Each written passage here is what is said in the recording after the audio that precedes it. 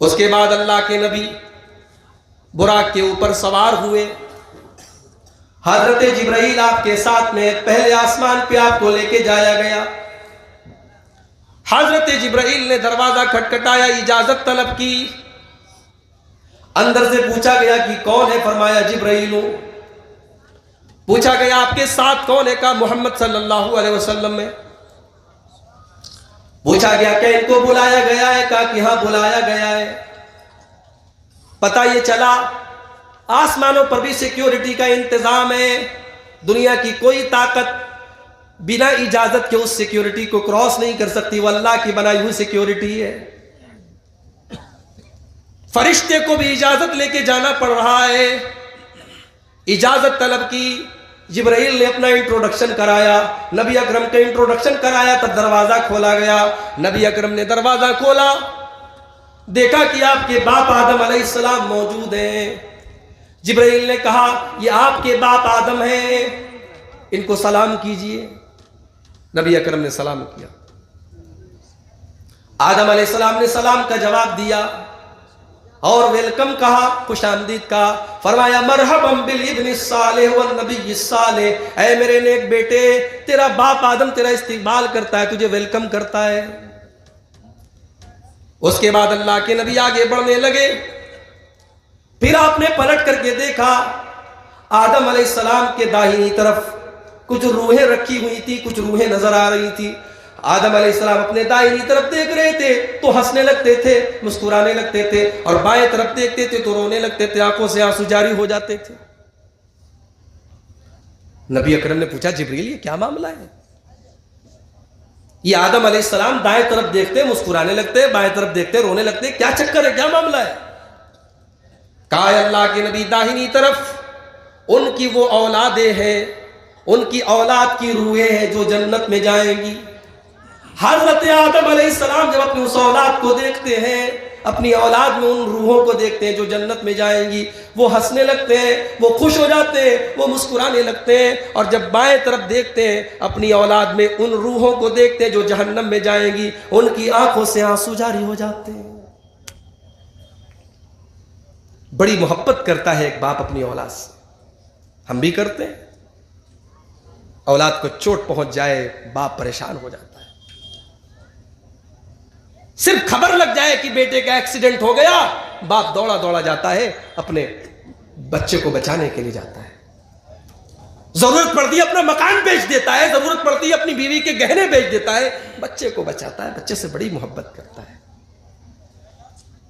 لیکن میرے پیارے بھائیوں, میری ماں اور بہنوں, آپ کا لڑکا, آپ کی لڑکی غلط کام کر رہا ہے, لڑکی غلط راستے پر جا رہی ہے, لڑکا نشہ کر رہا ہے, لڑکا غلط کام کی طرف جا رہا ہے, لڑکا نماز کی پابندی نہیں کر رہا ہے, کوئی غلط کام کر رہا ہے, جہنم کی طرف جا رہا ہے. کیا کبھی آپ کے دل میں یہ درد پیدا ہوا, یہ تڑپ پیدا ہوئی, میں اپنے بیٹے کو جہنم میں جانے نہیں دوں گا, میں اپنی بیٹی کو جہنم میں جانے نہیں دوں گی؟ کبھی اس بات کی بھی چنتا اور فکر ہوئی کہ میرا بچہ جہنم میں نہ چلا جائے؟ آپ کو اس کی فکر ہے لڑکی کی شادی کیسے ہوگی, اس کی فکر ہے لڑکے کا بھوشیہ کیسے بنے گا, لڑکے کا کیریئر کیسے بنے گا, لڑکے کو اچھی نوکری کیسے ملے گی, لڑکے کا اچھا مکان کیسے بنے گا. مکان دنیا میں کام آئے گا, نوکری 60 سال کام آئے گی, شادی کا تعلق تو دنیا کی زندگی سے ہے. مگر میرے پیارے بھائیوں, 60 سال کے بعد, 70 سال کے بعد جب آپ کا لڑکا یا لڑکی دنیا سے چلا جائے گا, مرنے کے بعد کی زندگی میں کیا ہوگا, کیا کبھی آپ نے اس کی بھی چنتا کی ہے؟ اس کی کوئی چنتا نہیں کرتا.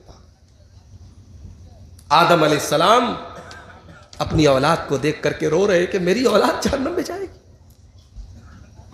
کہاں ہے وہ باپ جو اپنی اولاد کو جہنم کی طرف جاتا ہوا دیکھ کے رو دے؟ ہمارے باپ آدم نے ہمیں سبق دیا, اپنی اولاد کی فکر کرو, اپنی اولاد کی تربیت کی فکر کرو. اللہ کے نبی مسجد میں بیٹھے ہوئے ہیں, آپ کا نواسا, چھوٹا سا ننھا سا منا سا 4 سال کا حضرت حسین رضی اللہ تعالیٰ عنہ مسجد میں کھیل رہے ہیں. وہی مسجد میں صدقہ کی کھجوریں آئی ہوئی ہیں جو کنارے رکھی ہوئی ہیں. حضرت حسن رضی اللہ تعالیٰ عنہ نبی کے بڑے نواسے ہیں, وہ کھیل رہے ہیں. کھیلتے کھیلتے کھجوروں کے پاس پہنچتے اور ایک کھجور اٹھا کر کے اپنے منہ میں ڈالنے لگتے ہیں. نبی اکرم کی نظر پڑی, میرا نواسا صدقہ کی کھجور کھانے جا رہا ہے. کہا رک جاؤ. اس 4 سال کے بچے سے اللہ کے نبی کہتے ہیں ککھن ککھن, اے بچے تو اس کھجور کو اپنے منہ سے نکال دے. انا لا ناکل صدقہ, تو میرا نواسا ہے, تو محمد رسول اللہ کا نواسا ہے, اور محمد کی آل اور اولاد صدقہ نہیں کھا سکتی, ہمارے لیے صدقہ جائز نہیں ہے, اس کھجور کو تو اپنے منہ سے نکال دے. 4 سال کے بچے کو اللہ کے نبی اتنا سکھا رہے ہیں صدقہ نہیں کھا سکتے. 4 سال کا بچہ کتنا بڑا ہوتا ہے. اللہ کے نبی نے سبق دیا کہ 4 سال کے بچے کو بچپن سے سکھاؤ کہ حلال کیا ہے, حرام کیا ہے. ہم نے 3 سال کا بچہ ہے ہمارا, ہم نے اس کو یوٹیوب تھما دیا, اس کو موبائل تھما دیا.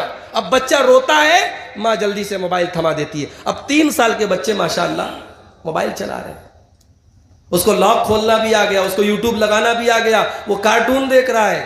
اچھا کارٹون تو دیکھ رہا ہے, کارٹون کے دوران ایڈ بھی آ رہا ہے, ناچ گانے بھی آ رہے, بچہ ناچ گانا بھی دیکھ رہا ہے. آپ تو خوش ہیں مولوی صاحب, ہمارا بچہ موبائل پر یوٹیوب پر صرف کارٹون دیکھ رہا ہے, کوئی خراب بات نہیں دیکھ رہا ہے. وہ بیچ میں جو ایڈ آ رہے ہیں اس کا کیا کریں گے آپ؟ 3 سال کی عمر سے آپ کے بچے اور بچی اس یوٹیوب اور اس موبائل کے ذریعے بے حیائی کا سلو پوائزن, ہلکا زہر دھیرے دھیرے ان کے دماغ میں اتارا جا رہا ہے. اپنے بچوں کی فکر کرو میرے بھائی. آپ نے پوری تقریر سنی ہے شیخ کی اولاد کی تربیت کے اوپر, میں ادھر جانا نہیں چاہتا. حضرت آدم علیہ السلام کو اپنی اولاد کی فکر تھی, وہ بائیں طرف دیکھتے تھے رونے لگتے تھے. اور آگے بڑھے, دوسرے آسمان پر پہنچے, وہاں پر بھی اجازت لینی پڑی. جب اجازت مل گئی, دروازہ کھولا گیا, اللہ کے نبی اندر داخل ہوئے. وہاں حضرت یحییٰ علیہ السلام سے اور حضرت عیسیٰ علیہ السلام سے ملاقات ہوئی. دونوں کو اللہ کے نبی نے سلام کیا, دونوں نے سلام کا جواب دیا اور نبی کو ویلکم کہا, خوش آمدید کہا. علماء نے یہ بھی لکھا ہے کہ پہلے آسمان پہ آدم علیہ السلام سے کیوں ملاقات ہوئی, دوسرے پر حضرت یحییٰ اور عیسیٰ سے کیوں ملاقات ہوئی. آدم علیہ السلام کو جنت سے نکالا گیا اور پھر ایک دن آپ جنت میں داخل ہو گئے, جنت سے نکالے گئے, پھر اللہ نے جنت میں بلا لیا. اسی طریقے سے اللہ کے نبی مکہ سے نکالے جائیں گے, مکہ سے نکلنا آپ کو پڑے گا. پھر ایک دن ایسا آئے گا آپ دوبارہ مکہ میں فاتحانہ شان کے ساتھ آئیں گے. اس لیے پہلے آسمان پر آدم علیہ السلام سے ملاقات ہوئی, دوسرے آسمان پہ حضرت یحییٰ اور حضرت عیسیٰ علیہ السلام سے ملاقات ہوئی, کیونکہ ان دونوں سے یہودیوں کی بڑی دشمنی تھی. یہودیوں نے حضرت یحییٰ کو قتل کر دیا تھا اور حضرت عیسیٰ کو قتل کرنے کی کوشش کی تھی. اللہ تعالیٰ نے دوسرے آسمان پہ یحییٰ اور عیسیٰ علیہ السلام سے ملوا کر کے اپنے نبی کو یہ پیغام دیا کہ اے میرے نبی, یہودی آپ کے بھی کٹر دشمن ہوں گے, آپ سے دشمنی کریں گے. تیسرے آسمان پر پہنچے, حضرت یوسف علیہ السلام سے آپ کی ملاقات ہوئی.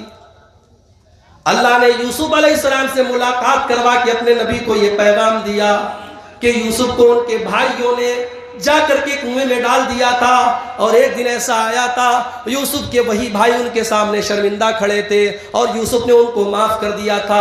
اے میرے نبی, آپ کے قبیلے کے لوگ بھی آپ کو مکہ سے نکلنے پر مجبور کر دیں گے. پھر 8 سال کے بعد جب فتح مکہ کا دن آئے گا, آپ انہی کے سامنے کھڑے ہوں گے اور وہ آپ سے معافی مانگیں گے اور آپ ان کو معاف کر دیں گے. یوسف علیہ السلام کے ساتھ اس طریقے سے آپ کی ملاقات کے ذریعے یہ پیغام ملا. چوتھے آسمان پہ حضرت ادریس سے ملاقات ہوئی. حضرت ادریس علیہ السلام سے ملاقات کر کے اللہ نے اپنے نبی کو یہ پیغام دیا کہ ادریس وہ نبی ہیں, وَرَفَعْنَاهُ مَكَانًا عَلِيًّا, ہم نے ادریس کا مقام بلند کر دیا. اے نبی, جیسے ادریس کا مقام بلند کیا گیا ہے, آپ کا مقام بھی بلند کیا جائے گا. 5ویں آسمان پر پہنچے, حضرت ہارون علیہ السلام سے ملاقات ہوئی. ہارون علیہ السلام سے ملاقات کر کے یہ سندیش دیا گیا, ہارون علیہ السلام کی قوم پہلے ان کی دشمن بن جائے گی, بعد میں ان سے محبت کرے گی. اے اللہ کے آخری نبی, آپ کی قوم بھی آپ سے دشمنی کرے گی, بعد میں آپ کا کلمہ پڑے گی. 6 آسمان پر پہنچے, حضرت موسیٰ علیہ السلام سے ملاقات ہوئی. نبی کو یہ پیغام دیا گیا, موسیٰ علیہ السلام کو بنی اسرائیل نے بہت ستایا تھا, بہت تکلیفیں دی تھی. اے محمد رسول اللہ, آپ کی قوم بھی آپ کو بڑی تکلیفیں دے گی, بہت ستائے گی. 7ویں آسمان پر پہنچے, حضرت ابراہیم علیہ السلام سے ملاقات، اور ابراہیم علیہ السلام بیت المعمور کی ٹیک لگا کر کے بیٹھے تھے۔ یہ بیت المعمور کیا ہے؟ یہ اللہ کا ایک گھر ہے جو 7ویں آسمان کے اوپر ہے۔ دنیا میں اللہ کا گھر خانہ کعبہ ہے، اور 7ویں آسمان پر اللہ کا ایک گھر ہے جس کا نام بیت المعمور ہے۔